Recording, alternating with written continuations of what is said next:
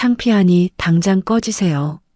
사위는 손님들 눈치를 보며 저를 비상구 계단으로 거칠게 떠밀었습니다. 하지만 사위는 몰랐어요.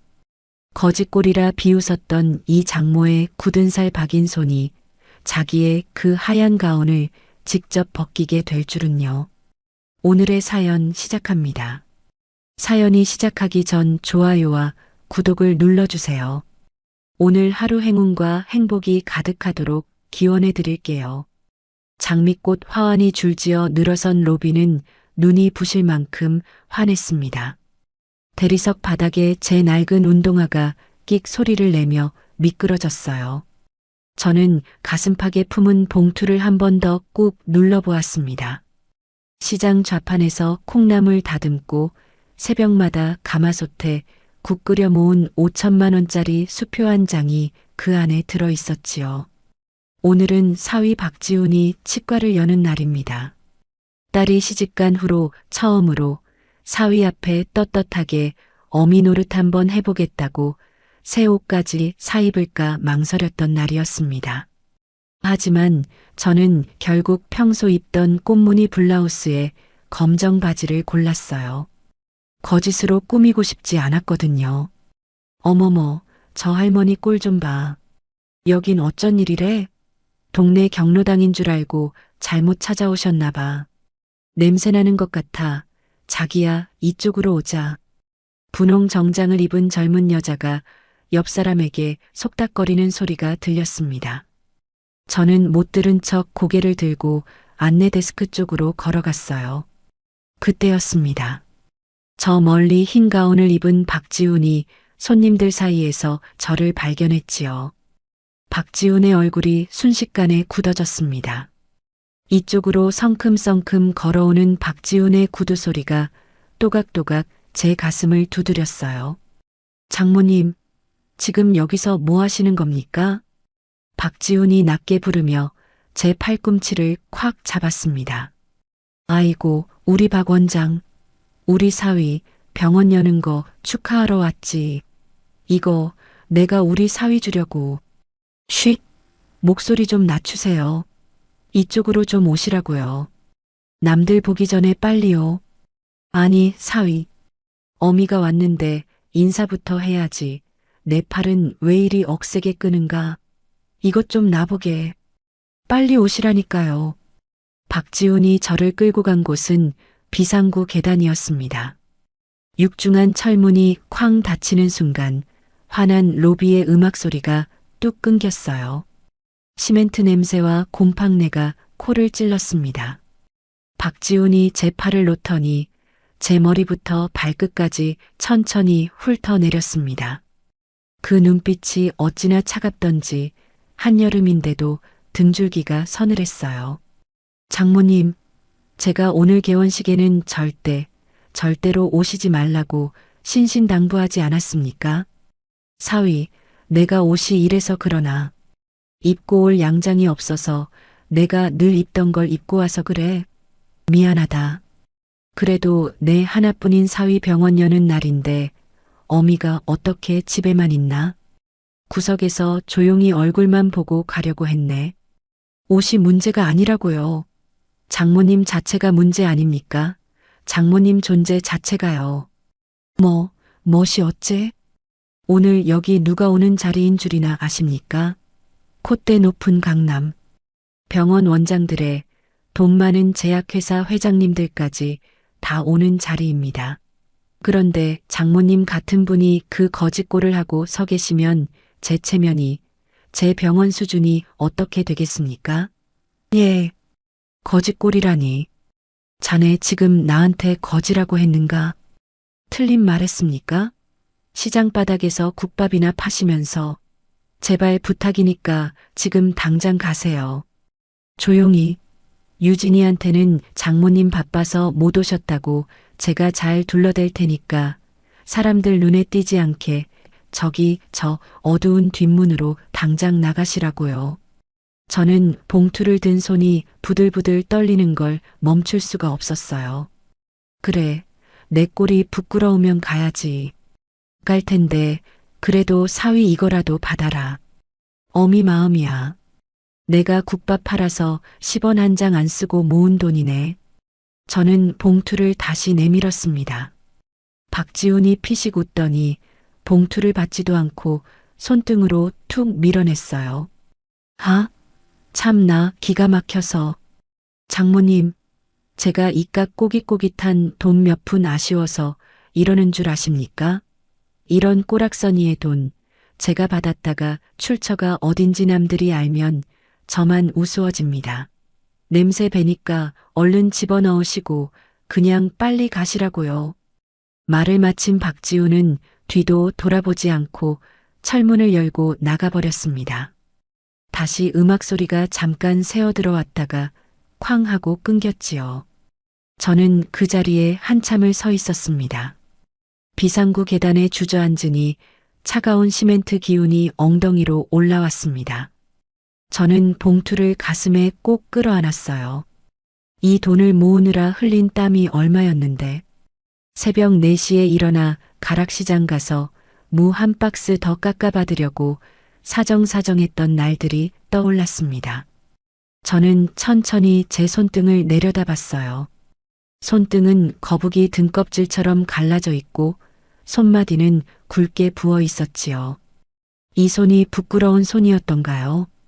저는 입술을 깨물었습니다. 제 이름은 김순옥, 올해 62입니다. 시장통 골목 끝에 자리 잡은 백반집 하나로 30해를 버텼지요. 사람들은 저를 그냥 순옥이 아줌마 또는 백반집 사장이라고 불렀습니다.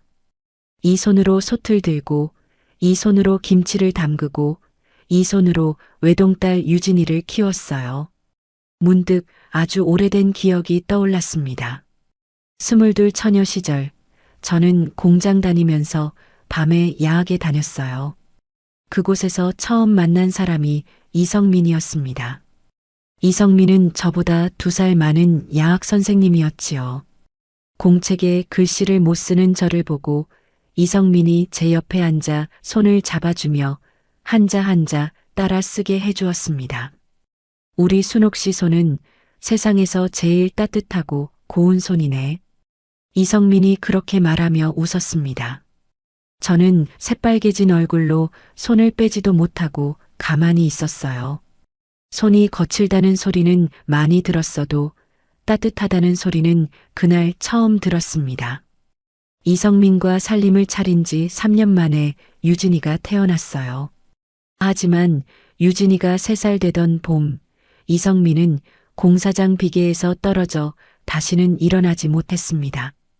영안실 차가운 자리에서 유진이를 등에 업고 밤새 울던 그날, 저는 결심했어요. 이 아이만큼은 손가락질 안 받게 키우겠다고요. 이 손이 부서지는 한이 있어도요. 엄마, 엄마, 왜 그래? 바닥에 주저앉아서 왜 울고 있어? 누가 제 어깨를 흔드는 바람에 정신이 번쩍 들었습니다. 고개를 들어보니 딸 유진이가 새파랗게 질린 얼굴로 저를 내려다보고 있었어요. 유진이는 연한 베이지색 원피스를 입고 진주 귀걸이를 달고 있었지요. 엄마, 여기서 뭐 하는 거야? 화려한 홀 놔두고 왜 이 어둡고 냄새나는 비상구에 이러고 있냐고. 아, 아니다, 유진아. 우리 딸 왔어? 엄마가 시장에서 무거운 걸 들었더니 다리가 아파서 잠깐 다리 좀 쉬고 있었어. 저는 얼른 봉투를 등 뒤로 감추고 일어섰습니다. 유진이가 제 팔을 잡으며 입술을 깨물었어요. 저는 유진이의 손을 가만히 토닥였습니다. 거짓말 마. 방금 박서방 여기 있었지? 오빠가 엄마한테 또 뭐라고 한 거지? 그렇지? 아니야, 그런 거 아니야. 개원식은 잘하고 있니? 손님들은 많이 왔고, 내 신랑 기분은 좋아 보이고, 엄마 지금 그게 문제야? 엄마 왜 안 들어왔어? 우리 엄마가 왜 밖에 이러고 있어야 돼? 엄마는 안 가도 돼. 저렇게 귀한 손님들 많고 번쩍번쩍한데 엄마가 끼면 사진 찍을 때 모양 빠진다. 박서방 체면도 살려줘야지. 무슨 소리야? 엄마가 왜 모양이 빠져? 누가 뭐라 그래? 박서방이 엄마더러 오지 말라고 했어? 내가 당장 가서 따질 거야. 아이고, 유진아. 참아라, 제발 참아. 너 신랑 잘 챙겨. 오늘 같은 날은 박서방이 주인공인데 네가 소란 피우면 쓰나? 엄마 진짜 왜 이래? 바보같이 왜 자꾸 당하고만 살아? 엄마 그냥 갈게. 마침 시장에 국밥 단체 손님 온다고 해서 빨리 가봐야 돼. 우리 예쁜 딸 울지 말고 얼른 들어가 봐. 어서. 저는 유진이의 등을 토닥이고 돌아섰습니다. 한 계단 한 계단 내려가는데 다리가 후들거렸어요. 유진이가 저를 부르는 소리가 등 뒤에서 들렸지만 저는 뒤돌아보지 않았습니다. 뒤돌아보면 무너질 것 같았거든요. 건물 밖으로 나오니 햇볕이 쨍하니 내리쬐고 있었습니다. 저는 봉투를 다시 가슴에 꽉 안았어요. 지나가는 사람들이 행색이 초라한 저를 슬쩍슬쩍 쳐다봤지만 저는 고개를 들고 똑바로 걸었습니다. 문득 상견례 날이 떠올랐어요. 한정식집 좌식방에서 처음 만난 박지우는 잘생긴 얼굴에 안경을 끼고 정중하게 인사를 했었지요. 저는 반가운 마음에 박지훈의 손을 덥석 잡았었습니다. 아이고, 박 원장. 우리 하나뿐인 귀한 유진이. 내가 못난 어미라 부족한 게 많지만 자니가 많이 아껴주고 잘 부탁하네, 사위. 그때 박지훈의 표정이 묘하게 굳었던 게 떠올랐어요. 박지훈은 살짝 손을 빼더니 식사 내내 옆에 둔 가방에서 물티슈를 꺼내 손을 닦았습니다. 한 번도 아니고 3번이나요. 그때는 그저 사위가 깔끔한가 보다, 의사라서 그러나 보다 했어요. 하지만 오늘 비상구에서 보았던 그 눈빛, 그 차가운 눈빛이 상견례 날의 그 표정과 정확히 겹쳤습니다. 저는 길가에 멈춰서서 봉투를 꺼냈어요. 봉투 모서리가 제 땀에 절어 꼬깃꼬깃해져 있었습니다. 저는 그 봉투를 한참 들여다보다가 다시 가슴 안주머니에 깊이 집어넣었어요. 시장 쪽으로 발걸음을 옮기는데 눈물이 한 방울 뚝 떨어져 운동화 코를 적셨습니다. 저는 손등으로 얼른 눈가를 닦았어요. 이 손으로요. 거북이 등껍질 같은 굳은 살 박인 이 손으로요. 개원식이 끝나고 한 달이 흘렀습니다. 저는 그날 일을 누구에게도 말하지 않았어요. 유진이가 전화해서 왜 그냥 갔냐고 몇 번을 물어도 다리가 아팠다. 손님이 와서 그랬다. 그렇게만 둘러댔지요. 딸이 시집간 집에서 행복하려면 어미가 입을 다물어야 한다는 걸 저는 그날 깨달았습니다. 사위 박지훈의 그 눈빛을 다시 보고 싶지 않았거든요. 그래서 결심했어요. 이 어미는 없는 사람처럼 살자. 유진이가 부를 때만 가고 부르지 않으면 절대 먼저 찾지 말자. 그렇게 다짐하고 또 다짐하며 가마솥 앞에 앉아 콩나물을 다듬었습니다. 그런데 그 다짐을 깨야 했던 건 추석 명절 때였어요. 유진이가 친정 와서 차례 지내자고 사정을 해서 저는 모처럼 새 한복까지 사입고 사위를 맞이했지요. 박지우는 양손 가득 시댁갈 명품 가방과 한우 세트를 들고 있었습니다. 그리고 제 발치에 종이 봉투 하나를 툭 내려놓았어요. 장모님, 이거 드세요. 저는 봉투를 열어보았습니다. 마트에서 파는 스팸 선물 세트 가장 작은 것 하나가 들어있었지요. 그래. 사위. 잘 먹을게. 많이 사봤자 다 못 드시잖아요. 적당히 드시는 게 좋아요. 박지훈이 소파에 털썩 앉으며 다리를 꼬았습니다. 유진이가 부엌에서 그 광경을 보고 황급히 달려나왔어요. 여보, 엄마한테 이게 뭐야? 시댁에는 그렇게 사가면서. 허허, 유진아. 됐어. 엄마는 이거면 충분해. 저는 얼른 유진이의 팔을 잡았습니다.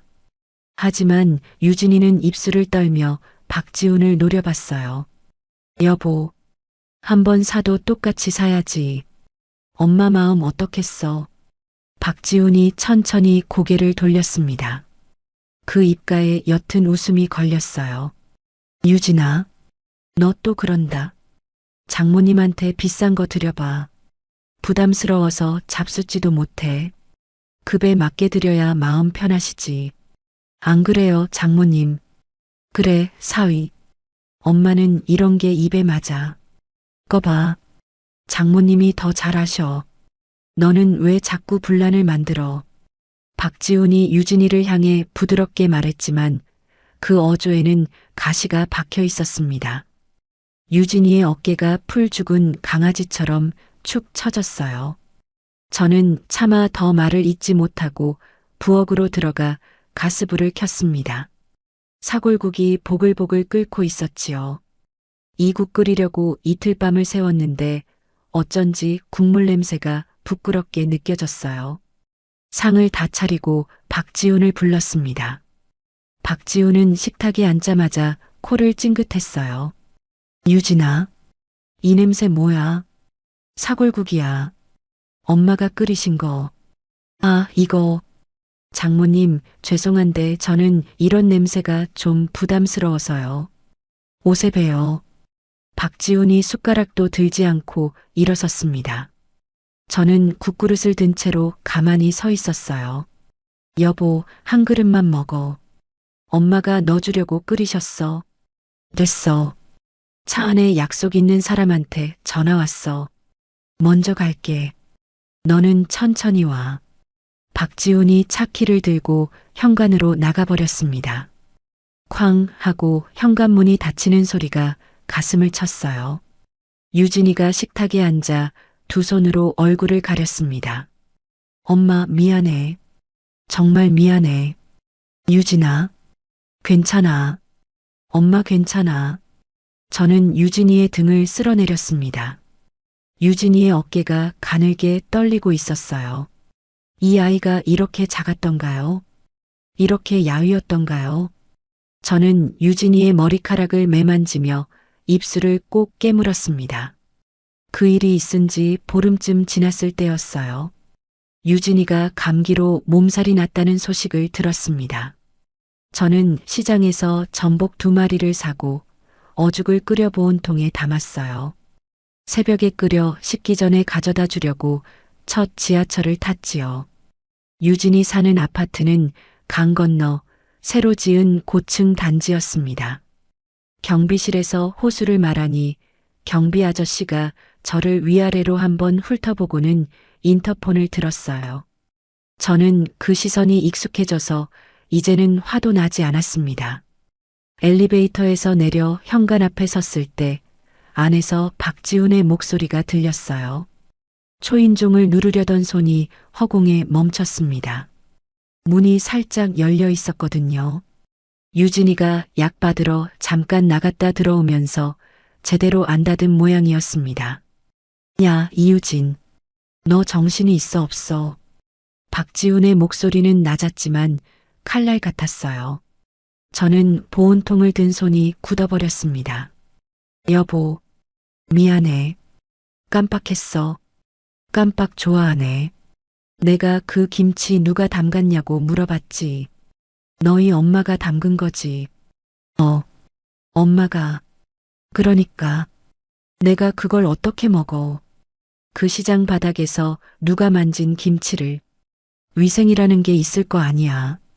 여보, 엄마가 얼마나 깨끗하게 담그시는데. 깨끗 같은 소리 하고 있네. 너희 엄마한테서 나는 그 냄새 못 맡았어. 옷에 밴 그 시장 냄새.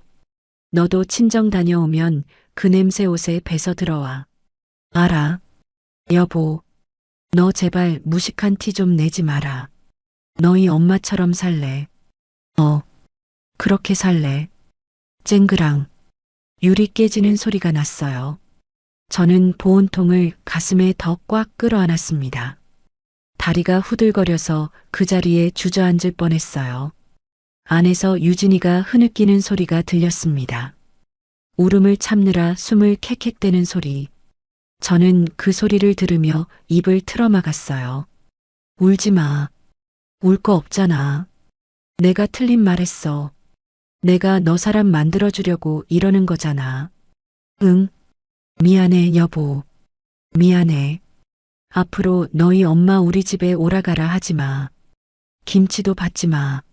알았어. 알았어. 저는 천천히 뒷걸음질을 쳤습니다. 복도 끝까지 물러나서 비상계단 문을 열고 그 안으로 들어갔어요. 시멘트 벽에 등을 기대고 서니 다리에 힘이 풀려 그대로 미끄러져 앉았습니다. 보온통을 무릎 위에 올려놓고 한참을 가만히 있었어요. 어죽이 식어가는 게 보온통 너머로 느껴졌습니다. 시장으로 돌아온 저는 가게 셔터를 올리지도 않고 안으로 들어왔습니다. 앞치마를 두르고 도마 앞에 앉아 팔을 꺼냈어요. 파 한 단을 다 다듬을 때까지 손이 멈추질 않았습니다. 점여진 파가 도마 위에 산처럼 쌓였지요. 저는 칼을 든 채로 잠깐 멈췄어요. 콧등이 시큰하더니 눈물이 도마 위로 뚝뚝 떨어졌습니다. 파 위에 떨어진 눈물이 매운 즙과 섞여 따끔하게 손가락을 적셨어요. 무식한 티 좀 내지 마라. 박지훈이 유진이한테 하던 그 말이 귓가에서 떠나질 않았습니다. 무식한 건 저였지요. 유진이가 아니라요. 저는 야학에서 한글 겨우 깨치고 그 손으로 평생 소뚜껑이나 들었으니까요. 그래서 유진이만큼은 대학 보내고 영어도 가르치고 그렇게 키웠는데 그렇게 키운 딸이 어미 닮았다는 소리 들으며 매를 맞고 있었습니다. 매보다 더 무서운 말의 매를요. 저는 칼을 도마 위에 탁 내려놓았습니다. 가슴 깊은 곳에서 무언가 뜨겁고 단단한 것이 치밀어 올랐어요. 이건 슬픔이 아니었습니다. 서러움도 아니었어요. 저는 천천히 일어나 거울 앞에 섰습니다. 주름투성이 얼굴이 거기 있었지요. 저는 그 얼굴을 똑바로 마주보며 중얼거렸어요. 순호가, 너 가만히 있을래? 거울 속에 제가 저를 빤히 쳐다봤습니다. 입가가 파르르 떨렸어요. 가만히 있으면 내 새끼 죽어. 내 새끼 죽는다. 저는 앞치마를 풀어 의자 위에 던졌습니다. 사위가 저를 무시하는 건 100번이고 1000번이고 참을 수 있었어요. 이 옷차림이 부끄럽다면 평생 안 만나면 그만이니까요. 하지만 제 딸의 영혼을 갉아먹는 건 다른 문제였습니다. 저는 셔터 너머로 들어오는 햇빛을 받으며 두 손을 꽉 쥐었어요. 이 굳은 살 박인 손을요. 이 손으로 무엇이라도 해야 했습니다. 그게 무엇이든요. 장마가 시작된 7월의 어느 저녁이었습니다. 빗줄기가 시장 천막 위에서 후두두 소리를 내며 쏟아지고 있었어요. 손님이 뚝 끊긴 가게 안에서 저는 텔레비전을 켜놓고 마늘을 까고 있었지요. 그때 가게 문에 달린 종이 짤랑하고 흔들렸습니다. 고개를 들어보니 머리부터 발끝까지 비에 흠뻑 젖은 노인 한 분이 비틀비틀 들어서고 있었어요. 나이는 이른 줄로 보이고 입은 옷은 빛이 다 바랜 점퍼에 헐렁한 바지였습니다. 신발도 한쪽이 벗겨질 듯 끌리고 있었지요. 어르신, 어디 안 좋으세요? 저는 마늘 칼을 내려놓고 일어섰습니다. 노인이 의자를 잡으며 휘청거렸어요. 밥 좀 먹을 수 있겠소? 그럼요. 어서 앉으세요. 비 다 맞으셨네. 저는 얼른 마른 수건을 내밀고 노인의 어깨를 부축해 의자에 앉혔습니다. 노인의 어깨가 가늘게 떨리고 있었어요. 저는 가마솥에서 펄펄 끓던 순두부 국밥을 한 그릇 가득 떠다 주었습니다. 김이 모락모락 올라오는 그릇을 보며 노인이 한참을 가만히 있었어요. 할매, 내가 지금 주머니에 돈이 별로 없는데 돈 얘기하지 마세요. 비 오는데 밥 한 그릇이 뭐 그리 대단한 일이라고요. 식기 전에 어서 드세요. 저는 깍두기 한 접시를 더 갖다 놓았습니다. 노인이 천천히 숟가락을 들었어요. 한 입, 두 입 떠먹던 노인의 입가가 가늘게 떨렸습니다. 국물이 콧날을 타고 흐르는 것도 모르고 그릇을 비웠어요. 할매, 음식 솜씨가 보통이 아니구먼. 솜씨는 무슨요? 그저 정성으로 끓이는 거지요. 정성? 요새 그 두 글자가 얼마나 귀한 건지 사람들이 몰라. 노인이 그릇을 내려놓고 저를 한참 쳐다봤습니다. 눈빛이 묘하게 또렷했어요. 허름한 옷차림과는 어울리지 않게요. 그 눈이 마치 저를 다 들여다보는 것 같아 저는 슬쩍 시선을 피했습니다. 내 이름은 최영달이라 하오. 자주 들을 테니 그때마다 한 그릇씩 부탁하리다. 네, 언제든지 오세요. 여기 김순옥이라고 합니다. 노인은 꼬깃꼬깃한 10,000원짜리 한 장을 식탁 위에 올려놓고 일어섰습니다. 저는 거스름 돈을 내밀려 했지만 노인은 손을 휘저으며 가게 문을 열고 빗속으로 사라졌어요. 빗속으로 멀어지는 노인의 뒷모습이 어쩐지 쓸쓸해 보였습니다. 저는 한참 동안 그 자리에 서서 빈자리를 바라봤어요. 최영달 노인이 단골이 되어 가게에 드나든 지 보름쯤 지난 어느 밤이었습니다. 가게 문 닫을 시간이 다 되었을 무렵 젊은 여자 손님 하나가 비틀거리며 들어왔어요. 20 후반쯤 되어 보이는 여자였는데 이미 어디서 한 잔 걸치고 온 모양이었습니다. 얼굴이 발갛게 익어 있었어요. 이모, 여기 소주 한 병 하고요. 아무거나 안주 하나 주세요. 색시, 안주는 두부김치 어때요? 뜨끈하게. 네, 아무거나요. 저는 두부를 붙이고 김치를 들들 볶아 한 접시 내갔습니다. 여자는 소주를 따라 단숨에 들이켰어요. 잔을 탁 소리나게 내려놓더니 저를 보고 헛웃음을 흘렸습니다. 이모, 세상에 의사 새끼들이 다 양아치인 거 알아요. 저는 행주로 옆 식탁을 닦다가 손을 멈췄습니다. 가슴이 쿵 내려앉았어요. 왜요? 무슨 일이 있으셨길래? 내가 치과에서 7년을 일했거든요. 7년을. 근데 그놈이 나를 쓰레기처럼 잘랐어요. 자기 비밀 알았다고. 비밀이 뭔데요? 저는 슬그머니 그 옆자리에 앉았습니다. 여자가 저를 한참 쳐다보더니 소주를 한 잔 더 따랐어요. 이모는 모르는 게 나아요. 내가 말하면 이모도 골치 아파져. 색시, 혹시 그 치과가 어디예요? 강남 메디컬 빌딩 안에 있는 데 아닌가요? 여자가 눈을 동그랗게 떴습니다. 이모가 그걸 어떻게 알아요? 내가 거기 원장 좀 압니다. 박지훈이. 여자의 얼굴이 새파랗게 질렸어요. 잔을 든 손이 부르르 떨렸습니다. 이모, 그 사람이랑 무슨 사이예요? 내가 그놈 장모요. 여자가 한참 동안 입을 다물지 못했습니다. 저는 떨리는 손으로 여자의 손을 잡았어요. 색시 이름이 뭐예요? 최미영이요. 미영이. 미영아, 내가 사람 보는 눈은 있어. 너 지금 억울해서 죽겠지. 나도 그래. 우리 딸이 그놈한테 매일 죽어가고 있어. 최미영의 눈에 눈물이 그렁그렁 차올랐습니다.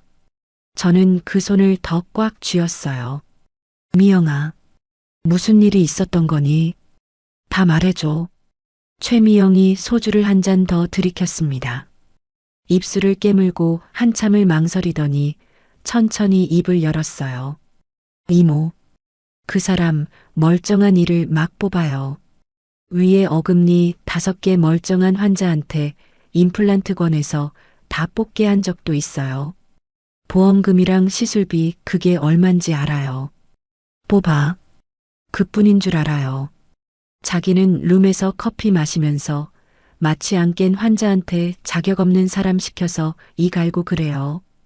그러다 환자가 신경 다친 거 2건은 내가 직접 봤어요. 저는 입을 손으로 틀어막았습니다. 가슴이 미친 듯이 뛰었어요.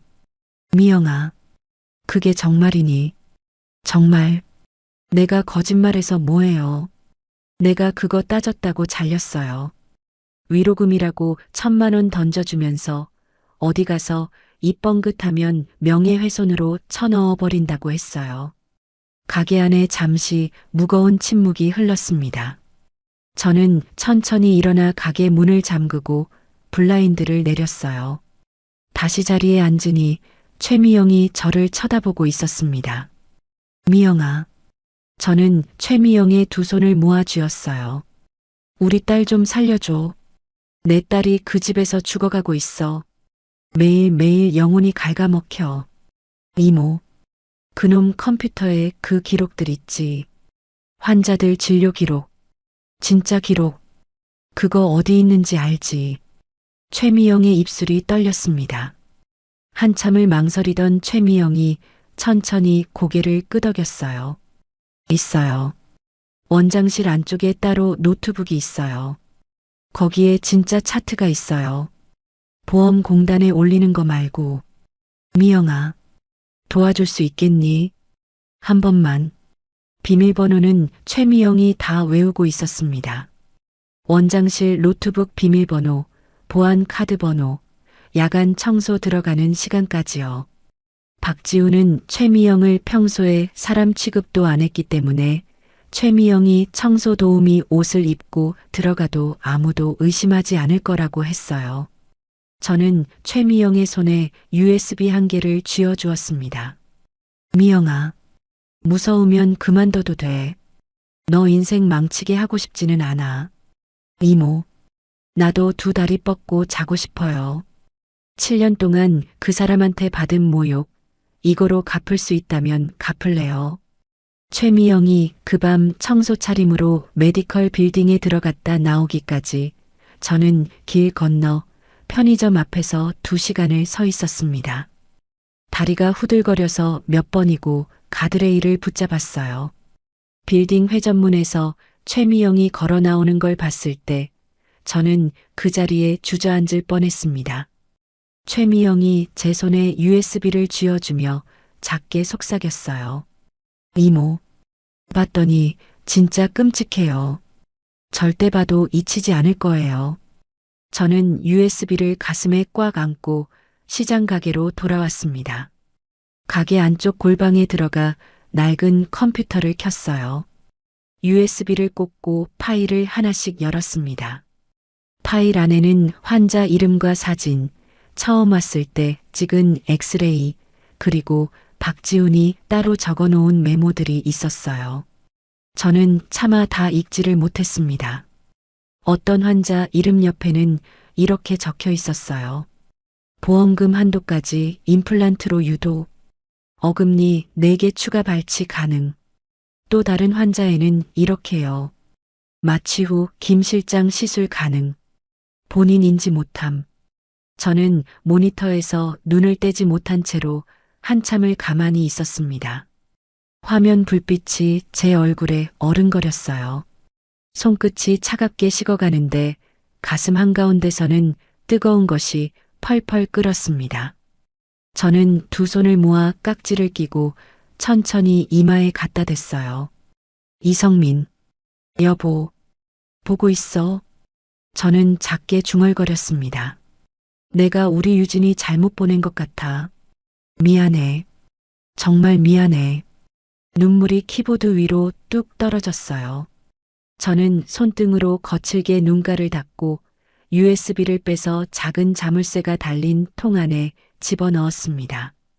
그리고 통을 가슴에 안고 한참을 그렇게 있었어요. 가마솥 끓는 소리가 가게 안에 가득 차오르고 있었습니다. USB 안에 자료를 가지고 제가 제일 먼저 찾아간 곳은 동네 변호사 사무실이었어요. 간판 글씨가 빛이 바랜 작은 사무실이었지만 시장 사람들 사이에서는 그래도 양심적이라고 소문이 난 곳이었지요. 저는 떨리는 손으로 USB를 책상 위에 올려놓았습니다. 머리 희끗희끗한 변호사가 안경을 코끝까지 내리고 화면을 한참 들여다봤어요. 아주머니, 이거 어떻게 구하셨어요? 그건 묻지 마시고요. 변호사님, 이 정도면 그 사람 잡아넣을 수 있는 거지요. 변호사가 한숨을 푹 내쉬며 안경을 벗었습니다. 아주머니, 솔직히 말씀드릴게요. 이거 증거가 안 됩니다. 뭐라고요? 여기 다 적혀 있잖아요. 멀쩡한 이 뽑는 거, 자격 없는 사람 시키는 거. 이게 누가 적은 건지 증명을 못 해요.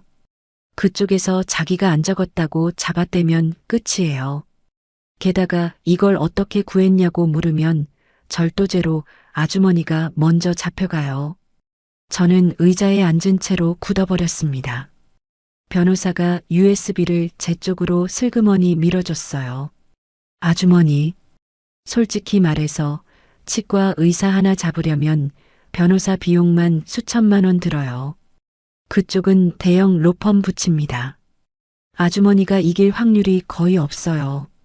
그래도 이거 그냥 가지고 계시지도 마세요.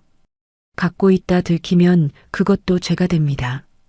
댁에 가서 잘 생각해 보세요. 가게로 돌아오는 길에 다리가 후들거렸습니다.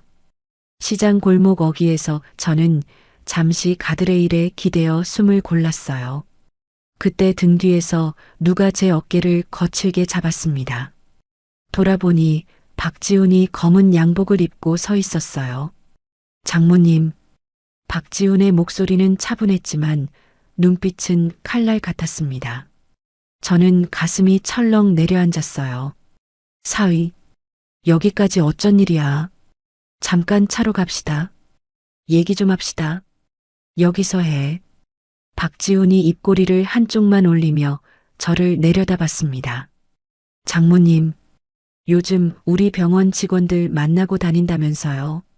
최미영이도 만났다고요. 저는 입술을 깨물었어요. 가슴이 미친 듯이 뛰었지만 저는 시장 한복판에서 박지훈을 똑바로 마주봤습니다. 만났다. 그래서 장모님, 정신 차리세요. 장모님이 뭘 할 수 있을 것 같아요. 시장에서 콩나물이나 다듬던 분이. 사위, 제가 분명히 말씀드릴게요. 한 번만 더 우리 병원 근처에서 얼쩡거리면 유진이 평생 정신병원에 들어가게 됩니다. 저는 박지훈의 멱살을 잡고 싶었어요.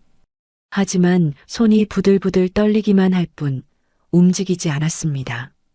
네가 어떻게 우리 유진이를, 제 아내잖아요. 제 아내 어떻게 하든 그건 제 문제입니다.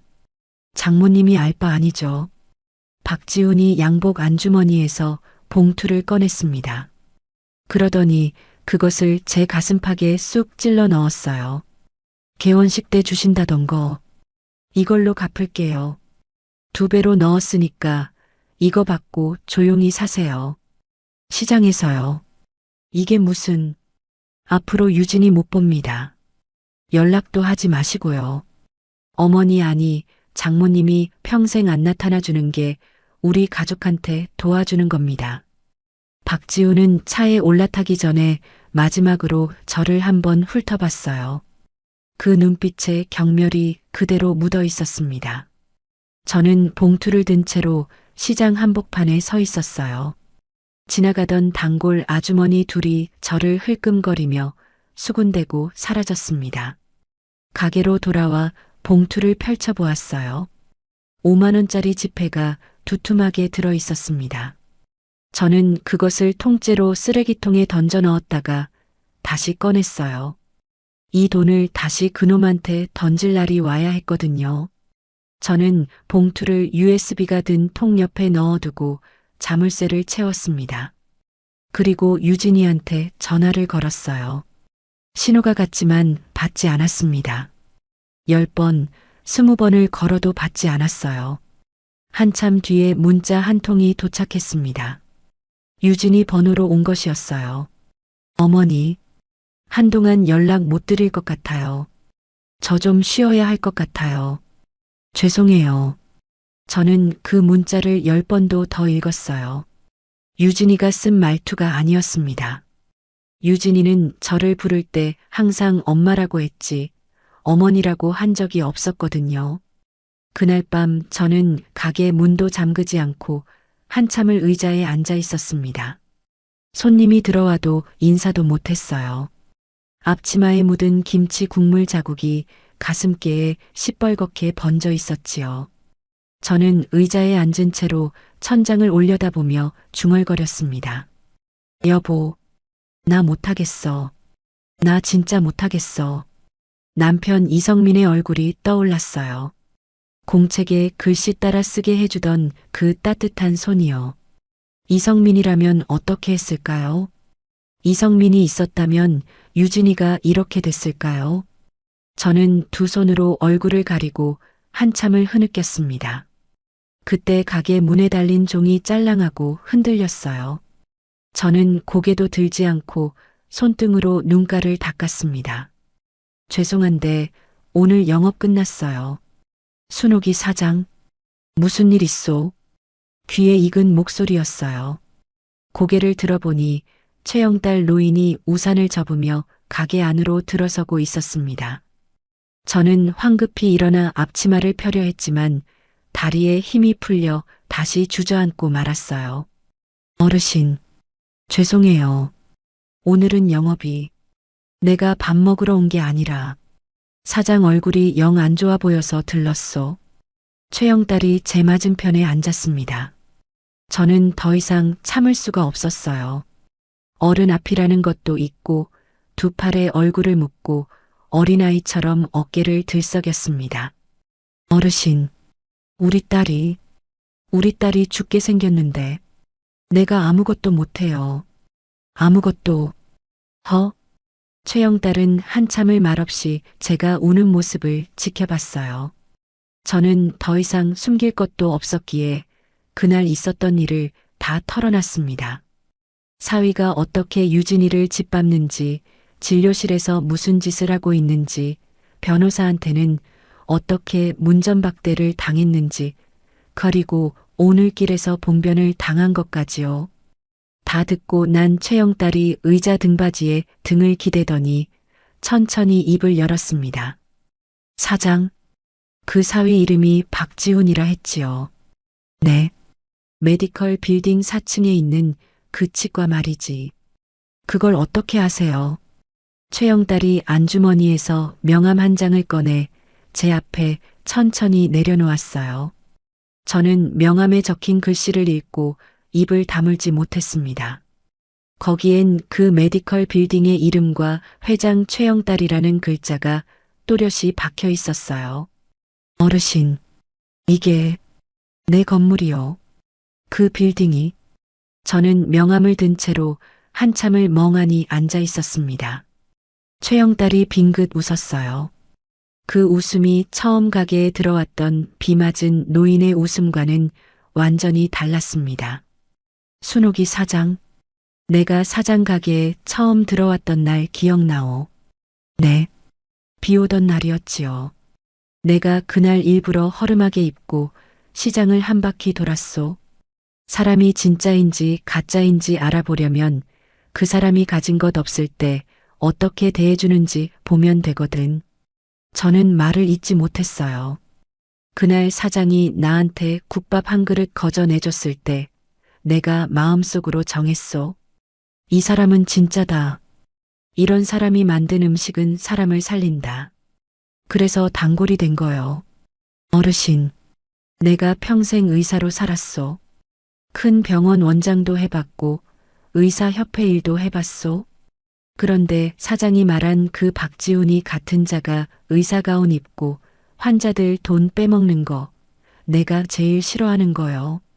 최영달이 명함을 한 번 더 톡톡 두드렸습니다. 내 건물에 그런 쓰레기를 둔 줄 알았다면 처음부터 안 드렸소. 사장이 그 USB만 가지고 변호사 찾아갔다 하니 그건 당연히 안 통하지. 그건 시작에 불과해. 어르신, 그럼 저를 내가 돕겠소.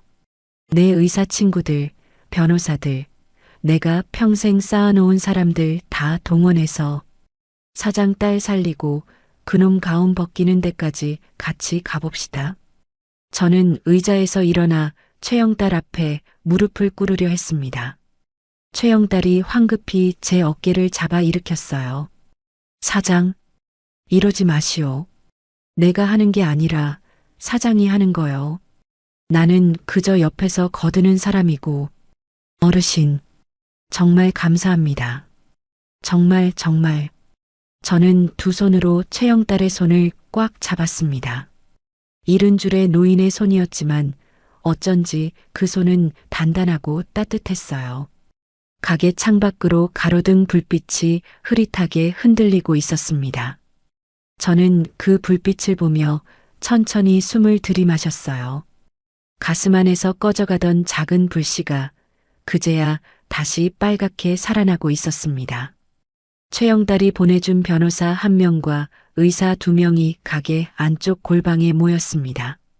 그들은 며칠 동안 USB 안의 자료를 한 줄 한 줄 꼼꼼히 살폈어요. 누가 어떤 시술을 받았는지, 그 시술이 정말로 필요했는지, 어떤 환자가 후유증을 호소했는지를 골라내는 작업이었지요. 저는 그 옆에서 커피를 끓이고 김밥을 말아주며 며칠 밤을 같이 새웠습니다. 사장님, 여기 이 환자, 김말순이라는 분, 어금니 4개를 한 번에 뽑으셨네요. 이분부터 만나봅시다. 변호사가 명단의 첫 줄을 짚었어요. 저는 명단을 받아들고 가방을 챙겼습니다. 제가 가서 만나겠습니다. 저 같은 사람이 가야 그분들이 마음을 열어요. 저는 그날부터 명단에 적힌 사람들을 일일이 찾아다녔습니다. 시장 사람들 만날 때 입던 그 꽃무늬 블라우스를 입고요. 처음 찾아간 김말순 할머니의 집은 변두리 반지하였어요. 할머니, 저 김순옥이라고 합니다. 박지훈 원장한테 이 빼셨다고 들었어요. 김말순 할머니는 처음에는 저를 경계했습니다. 하지만 제가 시장 백반지 판다고 하니 표정이 조금 풀렸어요. 저는 할머니 옆에 앉아 두 손을 잡았습니다. 할머니, 이다 뺀 자리에 임플란트 박았지요. 얼마 들어갔어요? 아휴, 말도 마. 4천만 원 들어갔어. 적금 깬 거에다 큰아들한테 빌리기까지 했어. 할머니, 그 이가 진짜 다 썩어서 빼야 할 이였대요. 의사 선생이 그렇다는데 어떡해. 우리야 뭐하나. 저는 김말순 할머니의 손을 더 꽉 잡았어요. 할머니, 제 딸이 그 박지훈 사위예요. 그 사람이 우리 딸도 짓밟고 할머니 같은 사람들 돈도 다 빼먹었어요. 저 좀 도와주세요. 같이 가요. 저랑 같이. 김말순 할머니의 눈에 눈물이 글썽거렸습니다. 처음에는 손사래를 치던 할머니가 1시간을 같이 울고 나서 천천히 고개를 끄덕였어요. 그렇게 1명, 2명, 5명, 10명. 저는 명단을 들고 2달을 발이 부르트도록 걸어 다녔습니다. 어떤 집에서는 문전박대도 당했지만 어떤 집에서는 저를 붙잡고 자기 일처럼 울어주기도 했어요. 마지막으로 모인 피해자가 모두 17명이었습니다. 최영달이 가게로 와서 봉투 하나를 내려놓았어요. 순옥이 사장, 다음 주에 그 친구 병원이 지역 우수병원으로 뽑혀서 표창식을 한답디다. 시장님도 오고 기자들도 잔뜩 오고. 우수병원이요. 그 인간이요. 돈으로 다 발라놨겠지. 근데 그게 바로 우리한테는 기회요. 저는 봉투 안의 행사 안내장을 들여다봤습니다. 손이 떨렸어요. 최영달이 제 어깨를 가볍게 두드렸습니다. 사장, 그날 사장이 단상에 서야 하오. 사장 입으로 말해야 그 사람들 가슴에 박혀. 제가요. 저 같은 사람이. 사장이 아니면 누가 하오. 사장이 어머니잖소. 저는 안내장을 꼭 쥐었습니다. 가슴이 콩닥콩닥 뛰었어요. 무서웠지만 더 이상 도망갈 곳도 없었습니다. 표창식 당일, 저는 평소 입던 그 꽃무늬 블라우스에 검정 바지를 입었어요. 머리는 단정하게 빗어넘기고 입술은 빨갛게 칠했습니다. 김말순 할머니를 비롯한 피해자들이 가게에서 모여 함께 출발했어요. 17명이 손을 꼭 잡고 메디컬 빌딩 앞에 도착했을 때 마침 행사가 한창이었습니다. 1층 로비에는 시장님, 구청장, 의사협회 사람들, 그리고 기자들이 빼곡히 들어차 있었어요. 박지훈은 단상 위에서 마이크를 잡고 환하게 웃고 있었습니다. 저는 의사로서 환자 한 분 한 분의 건강을 가족처럼 생각합니다. 이번 표창은 저 혼자의 영광이 아니라 저를 믿고 찾아주신 환자분들의 영광이라고 생각합니다. 박수 소리가 로비를 가득 채웠어요. 박지훈이 그 박수에 흠뻑 취해 고개를 숙이는 순간 저는 회전문을 박차고 들어섰습니다. 잠깐만요. 마이크에서 끽 소리가 났어요. 저는 사람들 사이를 헤치고 단상 앞까지 걸어나갔습니다. 박지훈이 저를 발견하고 얼굴이 새파랗게 질렸어요. 장모님, 여기서 뭐?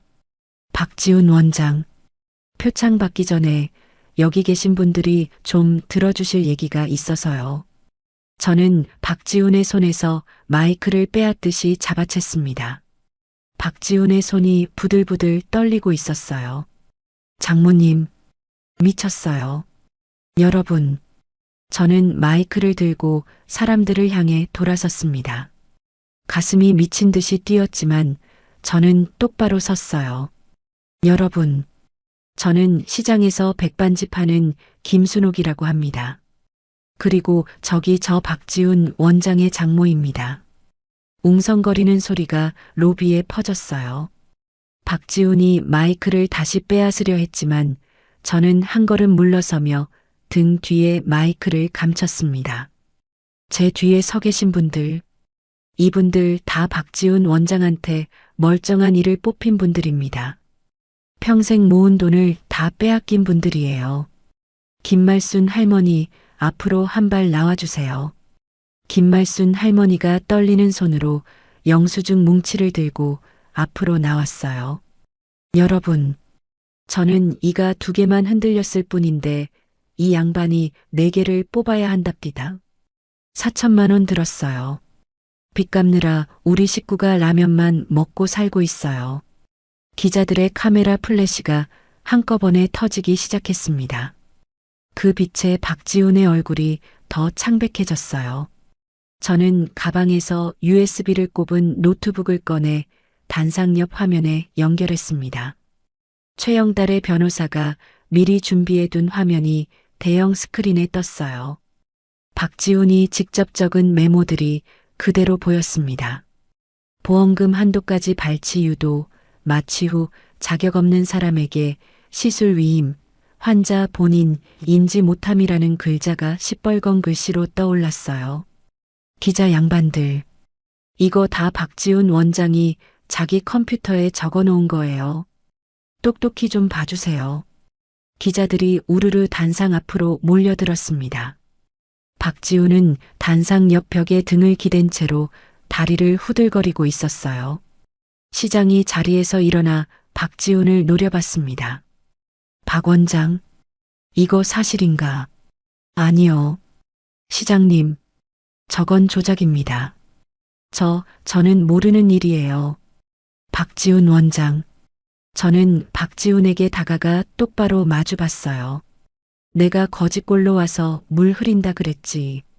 오늘은 사위가 물 잘 흐리고 있네. 박지훈의 입술이 부르르 떨렸습니다. 저는 더 이상 박지훈을 쳐다보지 않고 뒤로 돌아 김말순 할머니의 손을 잡았어요. 표창식은 그날로 취소되었습니다. 저녁 뉴스마다 강남 메디컬 빌딩 4층 치과의 사진이 도배됐어요. 시장 인터넷 카페에도 박지훈 원장이 매일 화제에 올랐습니다. 사흘 만에 박지훈의 치과는 예약이 줄줄이 취소됐어요.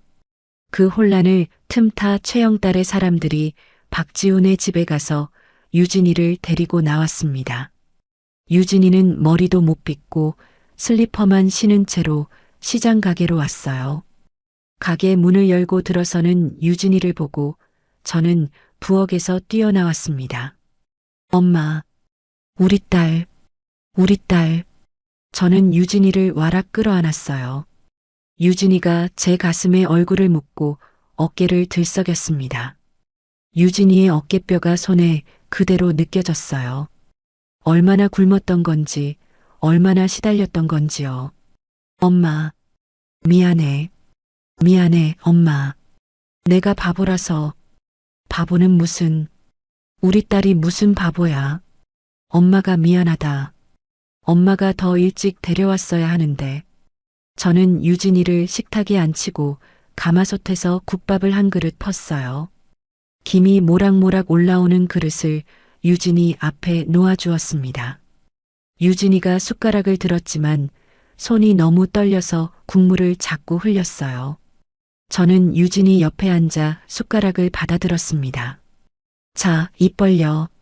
엄마가 떠줄게. 엄마. 아해. 유진이가 어린아이처럼 입을 벌렸어요. 저는 국밥을 한술 떠서 유진이의 입에 넣어줬습니다. 유진이가 그 한술을 천천히 씹다가 뜨거운 눈물을 뚝뚝 흘렸어요.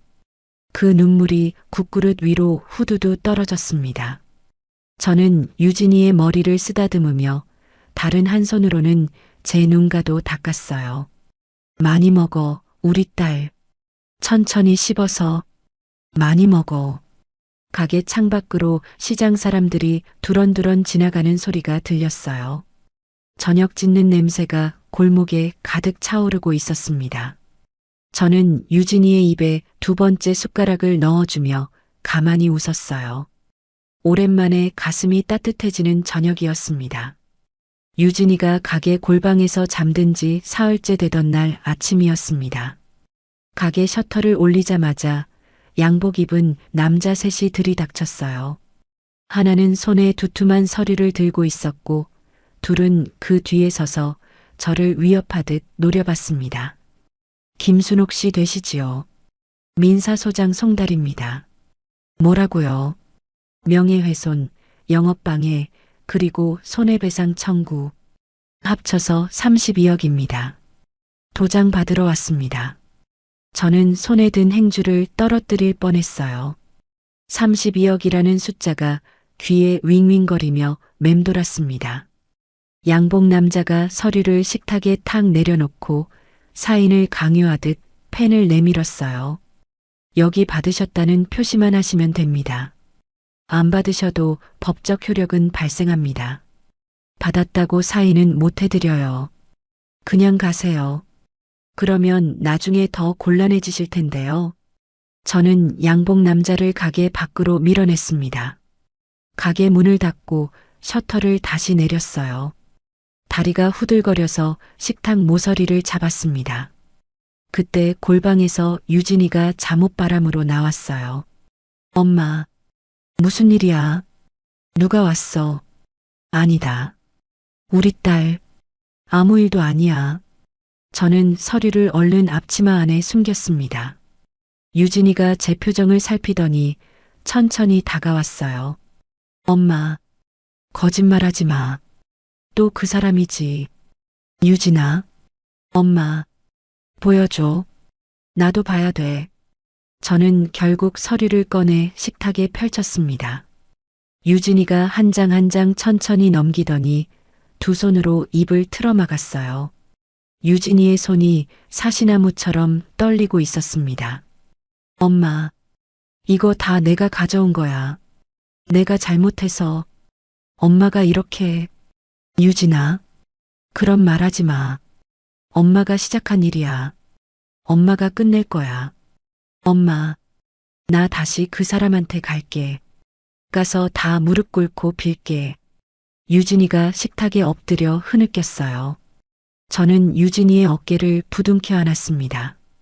유진아, 한 번만 더 그런 소리 해봐. 엄마 진짜 화낸다. 엄마, 내가 가야 엄마가 살아. 내 새끼 다시 그 지옥에 보내고 엄마가 무슨 낯으로 살아. 저는 유진이를 끌어안은 채로 한참을 흔들었어요. 유진이의 등이 너무 야위어서 제 손바닥에 갈비뼈가 그대로 만져졌습니다. 그날 오후부터는 위생 단속반이 가게로 들이닥쳤어요. 하루에 한 번씩 사흘 내리 들이닥쳤습니다. 첫날은 도마 위에 묻은 먼지를 트집 잡았고, 둘째 날은 냉장고 온도를 트집 잡았어요. 셋째 날에는 결국 영업정지 4주짜리 처분이 떨어졌습니다. 시장 골목 사람들은 다 알았어요. 누가 민원을 넣었는지요. 저는 가게 셔터를 내리고 골방에 누웠습니다. 천장을 멍하니 올려다보고 있는데 유진이가 핸드폰을 들고 떨리는 목소리로 저를 불렀어요. 엄마, 박지훈한테 문자 왔어. 뭐라고? 엄마가 고소 취하 안 하면 나를 평생 정신병원에 보낸대. 자기가 의사니까 진단서 만드는 거 일도 아니래. 저는 자리에서 벌떡 일어났습니다. 유진이의 손에서 핸드폰을 받아들어 문자를 읽었어요. 정말이지 사람 새끼가 적을 수 있는 글이 아니었습니다. 유진이를 유책 배우자로 만들어 한 푼도 못 받게 하겠다는 협박부터 정신병력을 가짜로 꾸며내겠다는 협박까지요. 저는 핸드폰을 꽉 쥐었어요. 이놈이 사람 새끼야. 엄마, 나 진짜 무서워. 그 사람 진짜 그러고도 남을 사람이야. 유진이가 가슴을 쥐어뜯으며 쓰러졌어요. 숨을 가쁘게 몰아쉬면서 식은땀을 비 오듯 흘렸습니다. 저는 황급히 유진이를 안아들고 동네 병원으로 뛰었어요. 의사가 진정제를 놓아주고 나서야 유진이의 숨이 가라앉았습니다. 보호자분, 환자분 공황 증상이 심하시네요. 큰 스트레스를 받으셨나 봐요. 네. 선생님, 당분간 절대 자극받지 않게 해주셔야 합니다. 저는 침대에 누운 유진이의 손을 잡고 한참을 앉아 있었어요. 유진이의 손은 차갑게 식어 있었습니다. 이 손도 한때는 통통하고 따뜻한 아기 손이었는데요. 저는 유진이의 손등에 입술을 갖다 댔어요. 병원에서 돌아오는 길에 시장 골목 어귀에서 양복 입은 남자 둘이 길을 막아섰습니다. 처음 보는 얼굴들이었어요. 체격이 우람하고 인상이 사나운 자들이었지요. 김순옥 씨 맞으시지요? 누구신데요? 잠깐만 말씀 좀 나누시지요. 저쪽 골목으로. 비키세요. 비켜요. 저는 그들을 밀치고 지나가려 했어요. 하지만 한 명이 제 팔을 거칠게 잡아 골목 안쪽으로 끌고 들어갔습니다. 그 소나기가 어찌나 세던지 제 어깨에서 우두둑 소리가 났어요. 아, 조용히 하세요. 박지훈 원장님이 보내신 분이에요.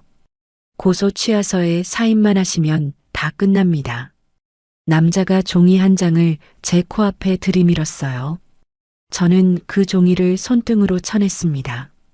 그러자 남자가 제 어깨를 벽 쪽으로 콱 밀쳤어요. 저는 시멘트 벽에 어깨를 부딪히며 그대로 쓰러졌습니다. 어깨에서 뼛속까지 찌릿한 통증이 올라왔어요. 아, 사람 살려. 사람 살려요. 저는 골목 바닥에 쓰러진 채로 비명을 질렀습니다. 시장 골목 안쪽에서 누군가 뛰어나오는 소리가 들렸어요.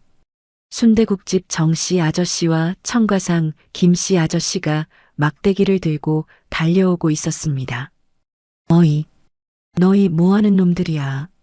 양복 남자 둘은 흠칫하더니 종이를 챙겨 들고 골목 반대편으로 사라졌어요. 정씨 아저씨가 저를 일으켰습니다. 순옥이 누님, 어떻게 된 거야? 어깨가 왜 이래? 정씨, 나 좀 병원에 데려가줘. 어깨가 안 움직여. 병원에서 엑스레이를 찍어보니 어깨뼈에 금이 가 있었어요. 의사가 깁스를 해주며 무거운 거 들지 말라고 당부했습니다. 저는 깁스한 팔을 목에 걸고 가게로 돌아왔어요. 가게에서 최영딸이 저를 기다리고 있었습니다. 최영딸의 얼굴이 보기 드물게 어두웠어요. 순옥이 사장, 미안하오. 어르신, 왜 그런 말씀을. 내가 자신했는데 그쪽 로펌이 보통이 아니오. 우리가 지금 잠시 밀리고 있소. 저는 의자에 앉아 깁스한 어깨를 만져봤어요. 한숨이 푹 나왔습니다. 어르신, 저 사람들 정말 사람을 사람으로 안 봐요. 그 박지훈이라는 자가 우리가 생각한 것보다 훨씬 더러운 짓을 많이 한 것 같소. 우리가 지금까지 본 건 빙산의 일각이요. 빙산의 일각이라니요.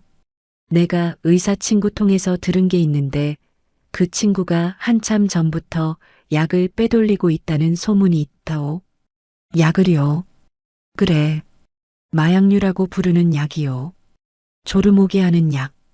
그걸 빼돌려서 어디 다른 데 쓰고 청구는 한 것처럼 한다는 소문 말이요. 저는 깁스한 팔을 천천히 내려놓았어요. 가슴 안에서 다시 뜨거운 것이 끓어오르고 있었습니다. 어깨 통증보다 그게 더 뜨거웠어요. 어르신, 그 약 빼돌린 거, 그게 진짜라면 의사 면허 영구 박탈의 실형이요. 변호사 100명을 써도 못 빠져나가. 저는 천천히 일어섰어요. 다친 어깨가 욱신거렸지만 다리에는 다시 힘이 들어가고 있었습니다. 어르신, 그거 제가 한번 파보겠습니다. 순옥이 사장 몸도 이런데. 어르신, 우리 유진이가 지금 정신병원에 들어갈 판이에요. 저 죽으라고 해도 해야 돼요. 어깨 하나 부러진 게 대수예요. 최영딸이 저를 한참 쳐다봤습니다. 그러더니 천천히 고개를 끄덕였어요. 사장, 정말 보통 사람 아니구먼. 보통 사람 맞아요, 어르신. 그냥 어미일 뿐이에요. 저는 깁스한 팔을 가만히 내려다봤습니다. 이 팔로 도마 두드리고 솥 들고 유진이 등 두드려서 키웠는데 이 팔이 부러졌다고 어미 노릇 못할 게 뭐가 있겠어요. 가게 창밖으로 노을이 시뻘겋게 지고 있었습니다. 저는 그 노을을 향해 깁스 안 한 손을 천천히 폈다 쥐었어요. 손가락 마디마다 굳은 살이 단단하게 박혀 있었습니다. 깁스를 한 채로 새벽 4시에 일어나는 건 보통 일이 아니었어요. 저는 어두운 골목을 더듬어 메디컬 빌딩 뒤편 쓰레기장까지 걸어갔습니다. 청소차가 오기 전 4층 치과에서 내려온 쓰레기 봉투를 뒤지는 게 제 새 일과가 됐어요. 처음에는 비위가 상해서 헛구역질이 나왔습니다. 피 묻은 손뭉치며 환자들이 뱉어낸 휴지 같은 게 잔뜩 들어 있었거든요. 하지만 사흘이 지나니 그것도 익숙해졌어요. 엿새째 되던 새벽이었습니다. 검은 봉투 하나가 다른 봉투와 좀 다르게 묶여 있었어요. 끈이 2번 더 꽉 묶여 있었고 종량제 봉투가 아닌 일반 검은 봉투였습니다.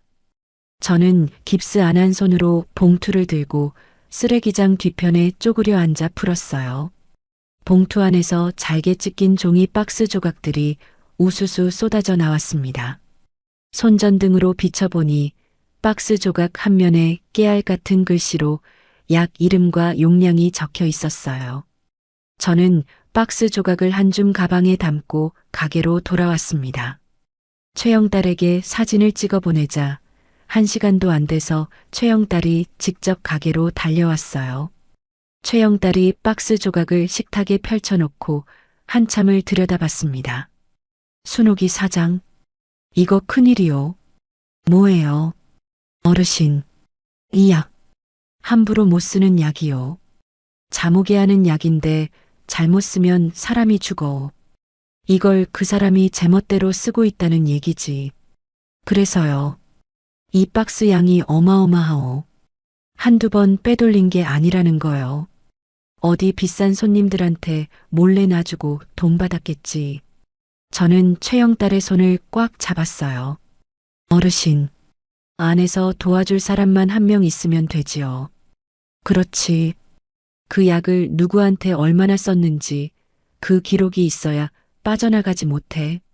저는 최미영이 알려준 명단을 다시 꺼냈어요. 그 중에 빨갛게 동그라미가 쳐져 있는 이름이 있었습니다. 박정희라는 간호조무사. 마음이 약하고 미영이 보기에 양심의 가책을 느끼는 것 같았다는 이름이었지요. 박정희를 만나기까지 사흘이 걸렸어요. 박지훈이 직원 단속을 어찌나 했는지 박정희는 점심도 병원 안에서 도시락으로 해결한다고 했습니다. 저는 박정희가 사는 동네 버스 정류장 앞에서 사흘을 기다렸어요.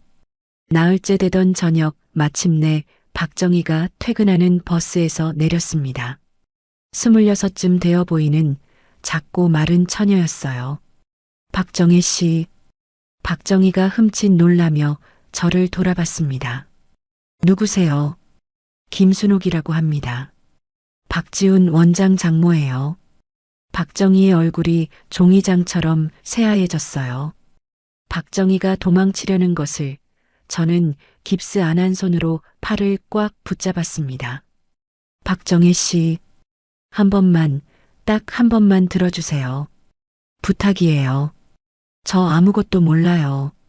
저는 시키는 대로만 했어요. 알아요. 박정희 씨 잘못한 거 없어요.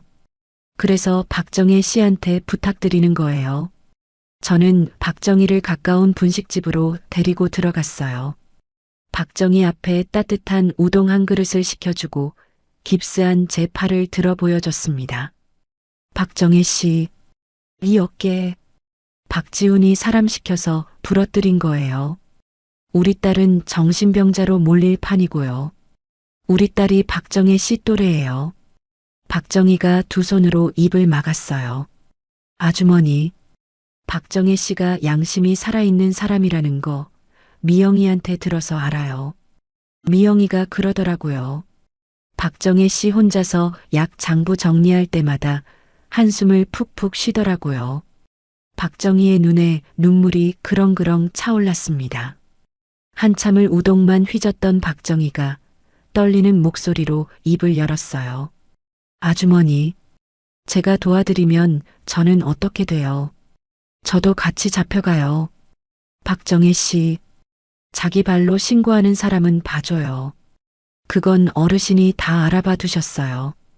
박정희 씨 평생 발 뻗고 자게 해드릴게요. 정말이에요. 내가 시장에서 30년 백반 파는 사람이에요. 거짓말 못해요. 박정희가 한참을 가만히 있다가 천천히 고개를 끄덕였습니다. 아주머니, 사실은 저 매일 밤 악몽을 꿔요. 환자 한 분이 그 약 맞고 의식이 없을 때 원장이 그 환자 지갑에서 신용카드 꺼내서 결제 한도까지 긁었어요. 저는 그걸 옆에서 봤어요. 저는 박정희의 손을 두 손으로 꽉 쥐었어요. 박정희 씨, 그 장부 어디 있어요? 원장실 책장 뒤에 비밀 금고가 있어요. 진짜 장부는 거기 있어요. 컴퓨터에 있는 건 다 가짜예요. 비밀번호는요. 제가 한번 어깨 너머로 봤어요. 원장이 자기 결혼기념일을 비밀번호로 쓰더라고요. 박정희의 입에서 6자리 숫자가 천천히 흘러나왔어요. 저는 그 숫자를 손바닥에 볼펜으로 꾹꾹 눌러 적었습니다. 광역수사대에 자료를 넘긴 건 다음 주 화요일이었어요. 최영딸이 친분 있는 부장검사 출신 변호사를 통해 마약 사건만 전담하는 수사대 팀장 앞에 자료가 곧장 들어가도록 손을 써주었습니다. 저와 최영딸은 자료를 직접 들고 들어갔어요. 박스 조각, 박정희의 진술서, 그리고 미영이 옛날에 빼냈던 차트 일부. 팀장이라는 사람이 그것들을 한참 살피더니 안경을 벗고 저를 한참 쳐다봤어요. 어머님, 이거 사실이면 보통 일이 아닙니다. 사실이에요. 다요. 한 글자도 안 보태고 안 뺐어요. 움직이겠습니다. 다만 절대 어디 가서 말하지 마세요. 새 나가면 그쪽이 다 치웁니다. 저는 입을 꾹 다물고 가게로 돌아왔어요. 유진이는 아무것도 모르고 골방에서 번역 일거리를 다시 잡고 앉아 있었습니다. 저는 유진이의 등 뒤에서 가만히 어깨를 쓸어주고 부엌으로 가서 가마솥을 닦았어요. 손에 힘이 자꾸 떨려서 솥뚜껑을 2번이나 떨어뜨렸습니다. 압수수색이 들어간 건 그날로부터 정확히 닷새 뒤 수요일 오후였어요. 나중에 박정희가 떨리는 목소리로 전화해서 알려준 바로는 박지훈이 그날 자기 변호사들과 회의실에서 케이크까지 잘라 먹으며 웃고 있었답니다. 장모님이 무슨 힘이 있겠어. 다 끝났어. 이번 분기에 다시 손님 다 끌어오자. 박지훈이 그렇게 큰 소리치고 있는데 회의실 문이 벌컥 열리며 양복 입은 형사 대여섯이 들이닥쳤다고 해요. 원장실 책장 뒤 금고를 열라는 영장을 들고요. 저는 그 시각 가게에서 깍두기를 담그고 있었어요. 손이 자꾸 떨려서 굵은 소금을 한 줌 더 집었다 도로 쏟기를 반복했습니다. 오후 5시쯤 최영딸에게서 전화가 왔어요. 순옥이 사장, 어르신, 어떻게 됐어요? 금고에서 다 나왔소. 약병이며 장부며 현금 다발까지. 박지훈이 자리에서 일어나지도 못하고 두 다리를 후들거리고 있다는구먼. 저는 도마 옆에 그대로 주저앉았어요. 무릎이 굳어서 한참 동안 일어나지 못했습니다. 가마솥 끓는 소리, 깍두기 모자르는 도마 위의 마늘향, 그 모든 게 멀게 들렸어요.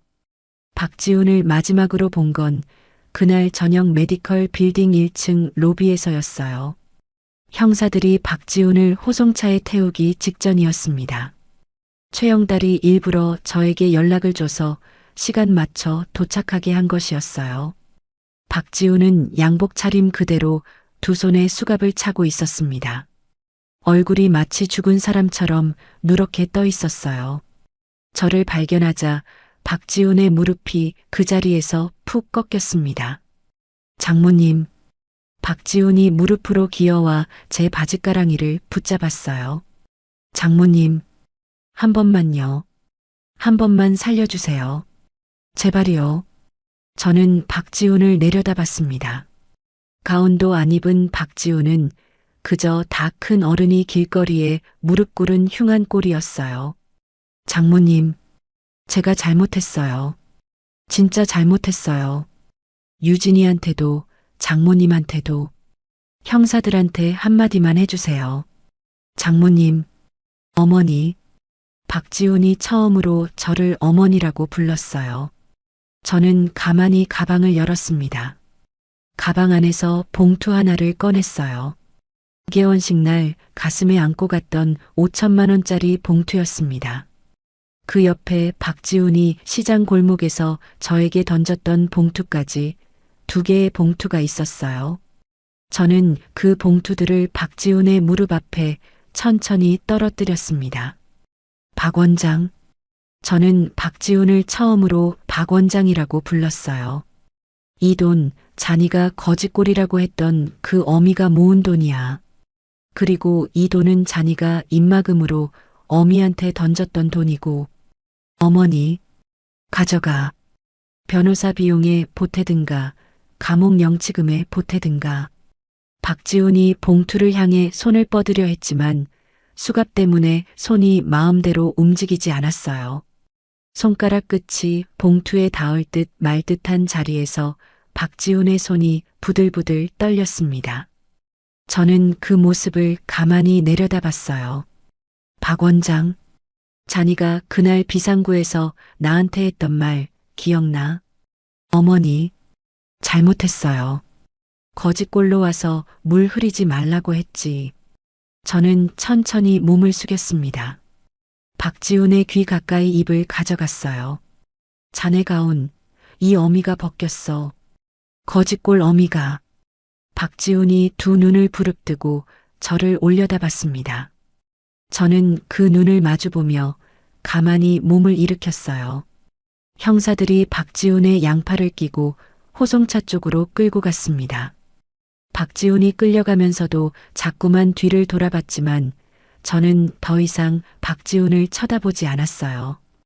호송차가 사이렌을 켜고 멀어지자 최영딸이 제 옆에 와서 섰습니다. 최영딸이 제 깁스한 어깨를 가만히 토닥였어요. 순옥이 사장, 잘 견뎠소.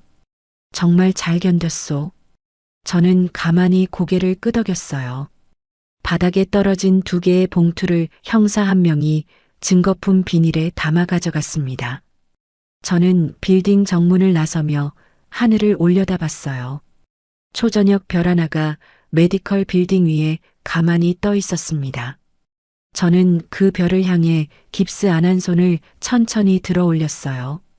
손가락 마디마다 박힌 굳은 살이 가로등 불빛 아래에서 가만히 빛나고 있었습니다. 박지훈에게 징역 3년 실형이 떨어지던 날, 저는 법정 맨 뒷자리에 앉아 있었어요. 유진이는 따라오겠다고 했지만 저는 한사코 말렸습니다. 다시는 그 얼굴 안 봐도 되는데 굳이 보러 갈 필요가 없다고요. 판사가 선고를 읽어 내려가는 동안 박지훈은 죄수복 차림으로 고개를 푹 숙이고 있었어요. 의사 면허도 영구히 취소된다는 말이 판사 입에서 나오던 순간 박지훈의 어깨가 한 차례 크게 들썩였습니다. 저는 그 모습을 끝까지 다 본 다음에야 자리에서 일어났어요. 법원 문을 나서니 박지훈의 본가 식구들이 기자들에게 둘러싸여 있었습니다. 시아버지라는 사람과 시어머니라는 사람, 상견례 자리에서 저를 위아래로 훑어보며 사돈댁은 어느 학교 나오셨냐고 묻던 사람들이었어요. 그날 저는 야학 다녔다는 말을 차마 못하고 그저 웃기만 했었지요.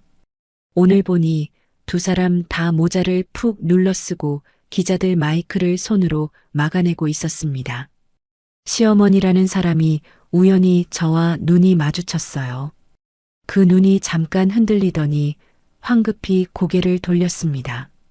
저는 가벼운 목례 한 번 하고 그대로 지나쳤어요.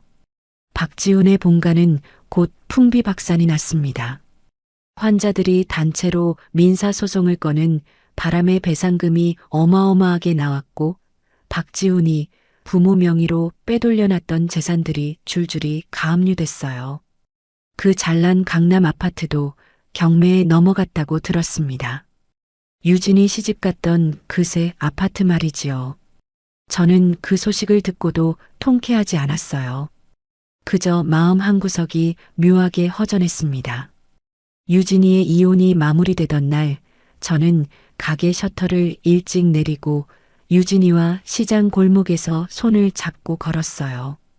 유진이가 입은 베이지색 카디건이 가을바람에 살랑살랑 흔들리고 있었습니다.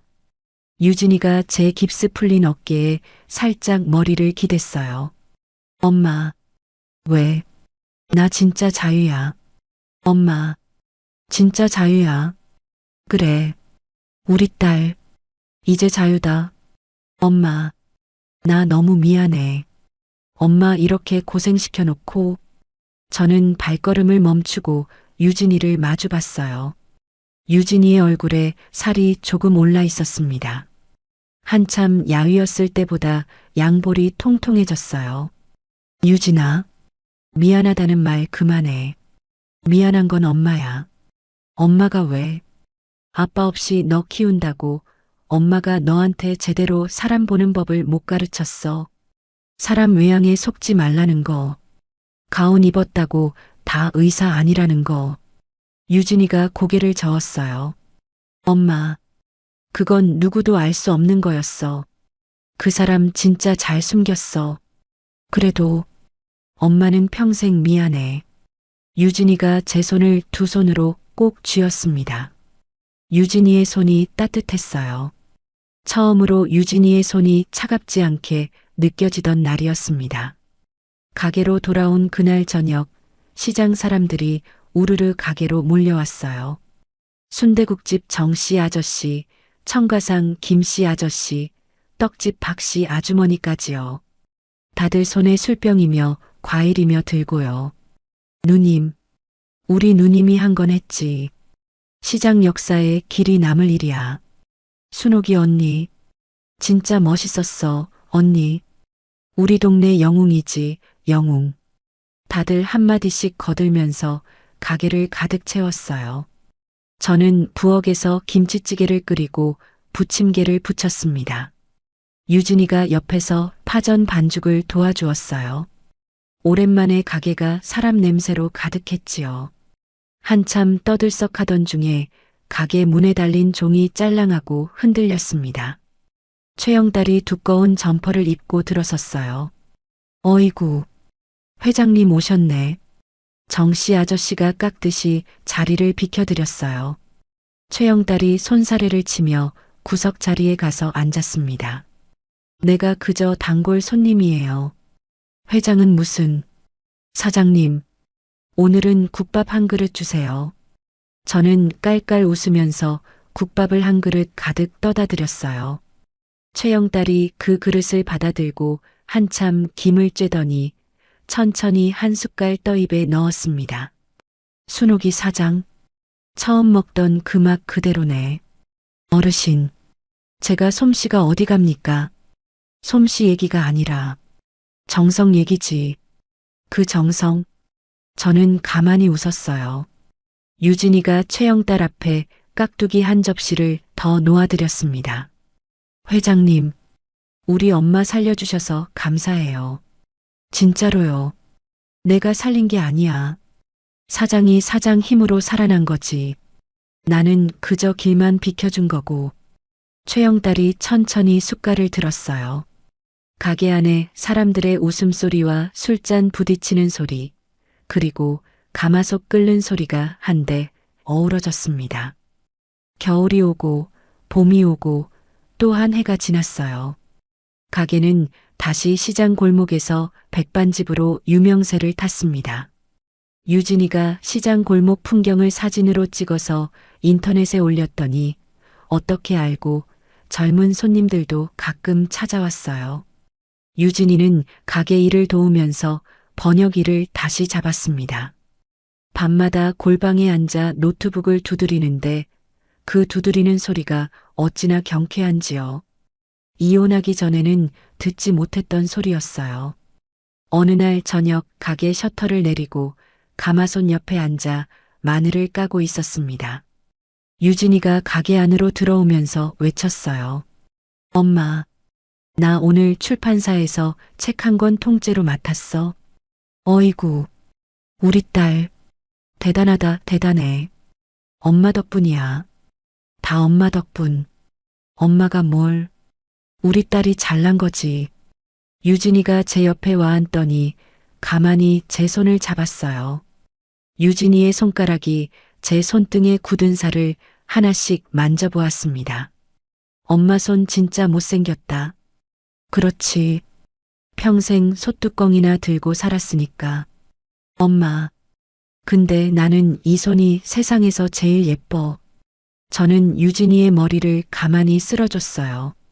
유진이가 어릴 때 제 무릎을 베고 잠들곤 했었지요. 그때 유진이의 머리에서 나던 분유 냄새가 어쩐지 되살아나는 것 같았습니다. 유진이가 잠든 밤 저는 가게 안에 혼자 앉아 있었어요. 형광등 불빛 아래에서 제 손을 가만히 펴서 들여다봤습니다. 손등에 굵은 핏줄이 잔뜩 솟아있고 손가락 마디는 마디마다 굳어 있었어요. 손바닥에는 솥뚜껑 들다가 대인 자국, 칼에 베인 자국이 흉터로 박혀 있었습니다. 이 손이 그날 박지훈이 거짓골이라고 비웃었던 그 손이었어요.